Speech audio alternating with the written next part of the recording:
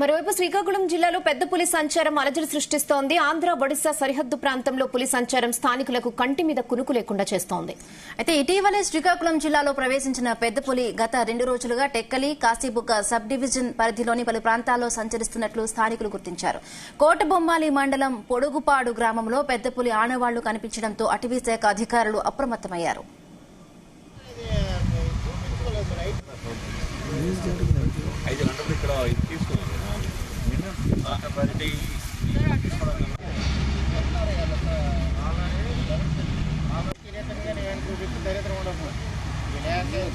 అటవీ శాఖ సిబ్బంది గత 2 రోజులుగా పెద్ద పులి సంచారానికి సంబంధించిన పాదముద్రలను గుర్తించారు. కాగా గతేడాది నవంబర్లోనే జిల్లాలో పెద్ద పులి సంచారం ఆందోళన చెందిన సిక్కోలు వాసులకు మళ్లీ స్థానికంగా పులి సంచారం పట్ల భయాందోళనకు గురవుతున్నారు.